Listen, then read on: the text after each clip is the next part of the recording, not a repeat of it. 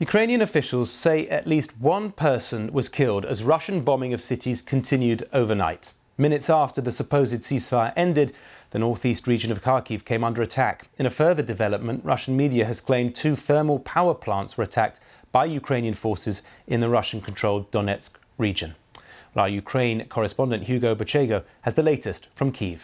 So this was a unilateral ceasefire that had been announced by Russia and had been dismissed by the Ukrainian authorities as a cynical ploy. So what we have this morning is that authorities said that minutes after this ceasefire ended last night, a number of cities came under attack. The region of Kharkiv in the northeast was hit by these Russian attacks, and the governor said a man was killed. He was 50 years old, and the governor said that Russia continued to terrorize the civilian population, even as people were celebrating Orthodox Christmas, which was celebrated here yesterday. And there have been reports of explosions in the southern cities of Zaporizhia, Melitopol, also in the city of Kramatorsk in the east of the country. We don't have details of what happened in these cities, but again, it shows you that Russia has continued to attack cities across the country after this alleged ceasefire.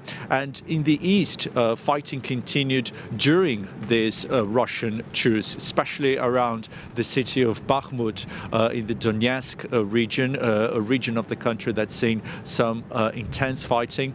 And that's something that President Zelensky talked about last night. He said that the fact that Russian troops continued to target Ukrainian positions around Bakhmut was proof of how false Moscow's words are, in the words of the president. And he said that peace would only be restored when Russian forces were expelled from his country. So again, this ceasefire has now ended, but it was something that had been dismissed by the Ukrainian authorities as a ploy by the Russian government. Yeah, it's difficult to get details, isn't it, of these attacks, Hugo? And in fact, we're hearing reports from the Russians that 2 thermal power plants have been attacked in the Russian-controlled areas in the east. Do we know anything more?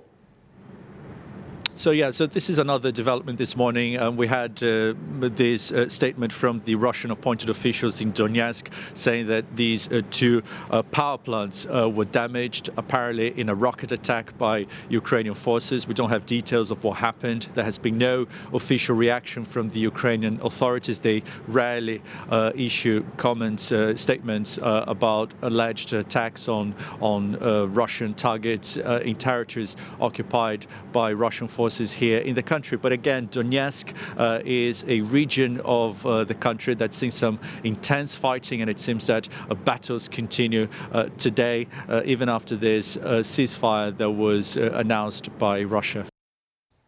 Hugo mentioned Bakhmut there. Well, Russian forces are on the edge of the eastern city. They've been trying to take it since the summer in an attempt to push further west, but it hasn't fallen. Our correspondent James Waterhouse, along with producer Siobhan Leahy and cameraman Paul Francis, sent us this report from Bakhmut on the front line. You leave civilization behind on the journey to Bakhmut. We're heading to one of the most hostile parts of the front line. And coming into view is a city in the middle of it. The Russians are just a mile away. Ukraine is fiercely defending here. Invading forces have thrown everything at this city, leaving it almost deserted. Braving it above ground is Alexander, a Ukrainian soldier. Дальше за горбом не наша.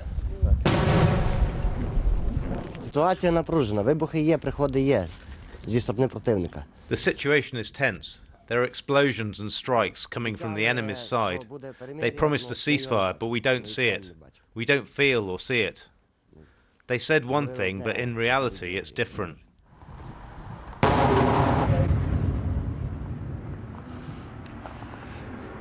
Few expected this ceasefire to hold in any way. It was announced by Russia in the first place, and Ukraine was never going to engage. But there is still heavy shelling coming down from the Russian side. Ukraine is holding on to this city, and it's not going to want to let go anytime soon.